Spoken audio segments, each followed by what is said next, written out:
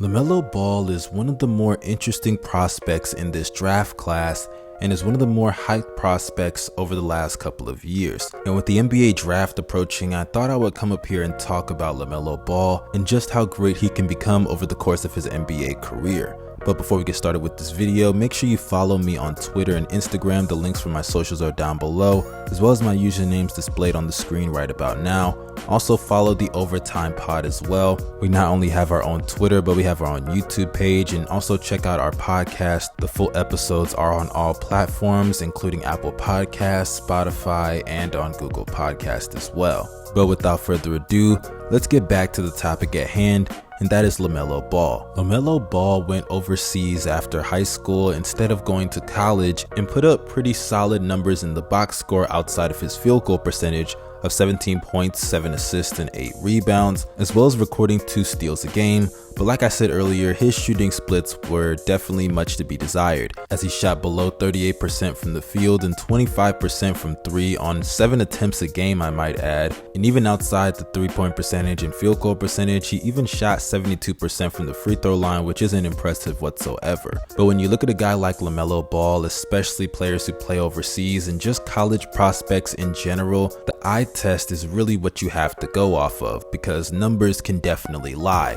For example, look at Justice Winslow when he was at Kentucky. He was a really good 3-point shooter and was compared to a lot of all-time greats coming into his draft class. I think a lot of people know that, so I don't have to get into the specifics.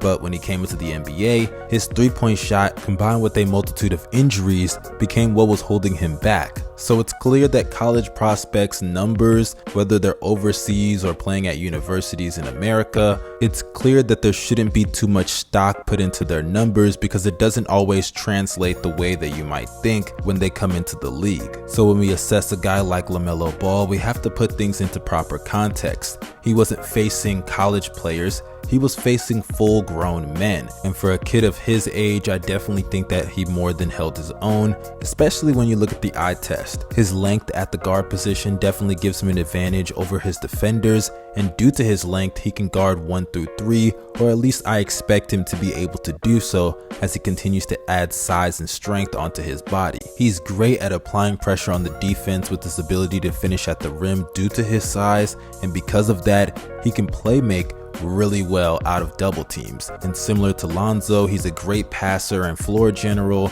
and because of his high basketball IQ, he's able to find the open man even when the play breaks down and he has to do some freelancing. He reads the floor very well with a whole bunch of moves in his arsenal, because he is a really good ball handler, which leads to a lot of nice flashy passes that's definitely going to rile up some NBA crowds during his rookie season. Say what you want about his shot selection, his efficiency, and his free throw percentage, his ability to play make I think is bona fide and is a sure thing to translate onto the NBA level, not only due to the fact that he has a very high basketball IQ that takes some point guards years to develop, but it's technically in his genes. We saw his brother Lonzo from day one on the Los Angeles Lakers have an impact as a ball handler and playmaker, creating offense for everybody around him, i.e. Kyle Kuzma's rookie season. And I think that Lamelo Ball can have a very similar impact no matter what the organization that he goes to. He's very unselfish, and if you watch the tapes, whenever somebody else on his team is going off, he has no problem feeding the hot hand, and he doesn't hesitate to feed them whenever the situation calls for it. Another thing about his game that many people overlook is his much improved mid-range game. I think a lot of people forget that when you look at what he did during his first year overseas versus what he did this recent season,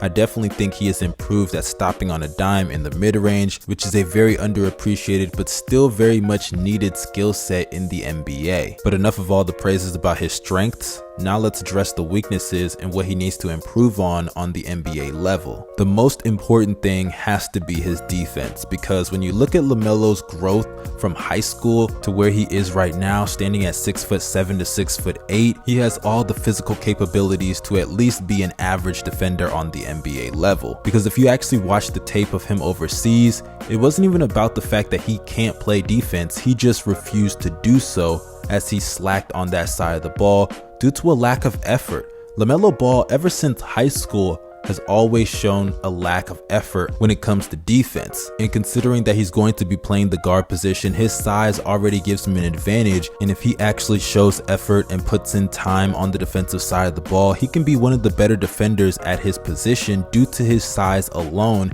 and his versatility. But aside from his defensive lapses, he does struggle in other aspects of the game. Offensively, he definitely struggles when it comes to protecting the ball, as he can be very turnover prone when it comes to some situations, either on the fast break or in the half court setting. He sometimes gets too caught up in the sauce and his drip and his flow, and he throws some bad passes that he should not be making whatsoever. Sometimes he goes for the home run, or should I say flashy passes, and it just doesn't work out. And to be fair to Lamelo, he may be doing that because he knows that the NBA is his true goal, so he's not going to take things that much seriously, especially when you consider that his team only won 5 games, so it's not like he was playing for anything important other than trying out for the NBA. Let's just be real, that's literally what he was doing overseas. He was going to be a top 3 to 5 pick regardless of what he did, and if he wasn't, then I probably wouldn't be making this video. And as far as his jump shot goes, there's definitely a reason why his shooting splits are what they are. Aside from the fact that he can take some stupid shots here or there, his jump shot definitely needs some work as it lacks consistency, similar to his brother Lonzo Ball, as it took him 3 years to improve his jump shot to even an average level from behind the arc. And let's not forget that 72% from the free throw line is considerably low for a point guard or any guard in the NBA for that matter. And when you consider that a lot of prospects, when they enter the NBA, their free throw percentage gets worse due to more pressure on those free throws, yeah, that becomes a bigger deal, especially considering that he's going to be a player that's going to be handling the ball, and you want him to get experience in the late game situations. But how can you be reliable in those situations when you can't even knock down a free throw? Whether you're up in the game and you need to ice it, or you're down the game and you need to close it, you have to be able to knock down those shots. Now, I've also heard other reports and rumors that Lamelo Ball is just not that ambitious about the NBA. He doesn't have motor and drive. And to be honest, I don't believe that's a fair assessment of the guy. Because not only is he just not in the NBA yet, so you really don't know what his motor looks like when he gets on that level, but he's only 19 years old. To put into context, I'm turning 21 in 2 months. Lamelo Ball is younger than me, so you can't expect his drive and work ethic to match the level of veterans as if he's a 10-year player trying to win his first championship. It just doesn't work that way. But in conclusion, I believe Lamelo has a very bright future in this league, and if he can piece together some of the weaknesses such as his lapses on the defensive end and fix his jumper a little bit, combine that with his already elite playmaking and his gifted size, there's no reason for him to not become one of the best guards in the NBA, especially when he enters his prime, because there aren't many prospects, if there are any,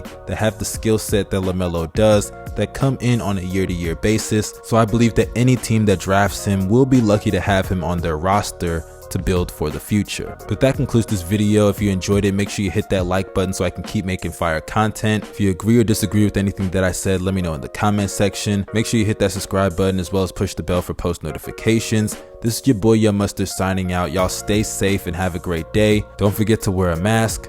Peace.